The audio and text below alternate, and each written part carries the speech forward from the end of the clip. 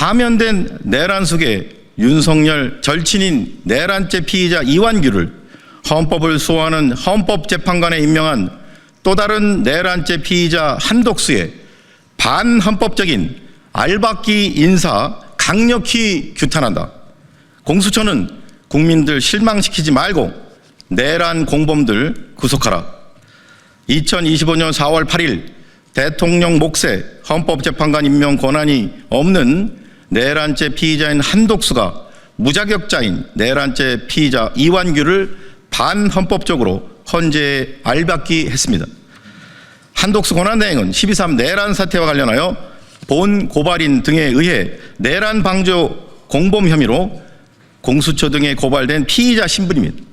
이완규 법제처장 역시 12.3 내란 사태 다음 날 저녁에 삼청동 안가에서 박성재 법무부 장관, 이상민 행안부 장관, 김주현 대통령실 민정수석과 함께 대책회의를 한 것으로 알려졌고, 해당 모임 이후에 휴대폰을 교체하여 본 고발인 단체에 의해 2024년 12월 19일 공수처의 내란 방조 및 증거인멸 혐의로 고발되어 수사를 받고 있는 현행 피의자입니다. 다음의 혐의로 피고발인 한독수를 공수처에 고발합니다. 1. 직권남용 권리행사 방해의 점.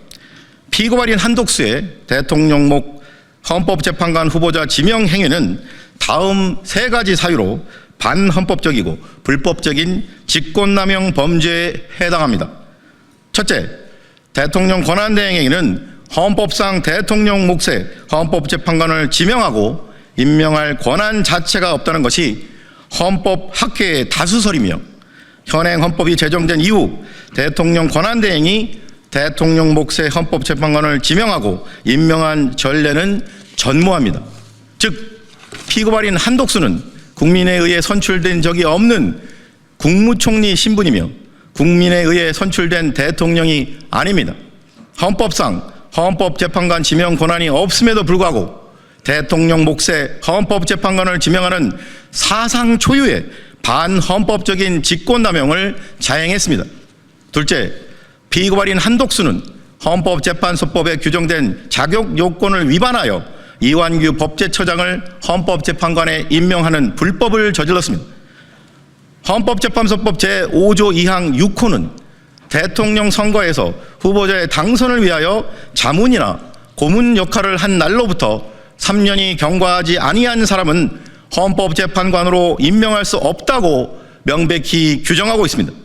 이완규 법제처장은 윤석열 대선 캠프에서 중요 업무를 담당했던 자로서 대통령직 인수위원회에서 자문위원까지 지냈습니다. 결국 피고발인 한독수는 헌법재판소법에 규정된 헌법재판관 자격 요건을 위반한 불법적인 지명을 강행했습니다. 셋째, 피고발인 한독수는 12.3 내란 사태에 관련하여 이미 내란 방조 혐의로 시민단체로부터 공수처 등 수사기관에 고발된 내란죄 피의자 신분입니다. 국민 앞에 사죄하는 마음으로 자숙하기는커녕 또 다른 내란죄 피의자인 이완규를 대한민국 헌정질서 수호의 막중한 책무를 수행하는 헌법재판관직에 지명하는 헌법 파괴 행위를 저질렀습니다. 이처럼 피고발인 한독수는 선출된 대통령이 아니고 피의자 신분이며 심지어 자신의 입으로 헌법재판관 임명에 있어서 대통령 권한대행 역할에 헌법상 한계가 있다고 국민 앞에 공언한 바 있습니다.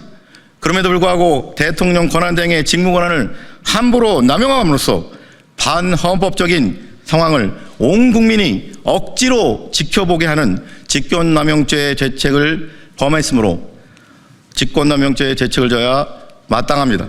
이에 법 앞에 평등이라는 헌법 규정이 국민의 한 사람인 현직 국무총리에게는 달리 적용되어 형사사법 시스템에 대한 국민의 신뢰를 붕괴시키는 일이 없도록 피고발인의 혐의에 대해 철저히 수사하고 엄중히 처벌하여 주기를 사법정의를 바라는 수많은 국민을 대신하여 강력히 촉구하는 바입니다. 2025년 4월 9일 사법정의 바로세우기 시민행동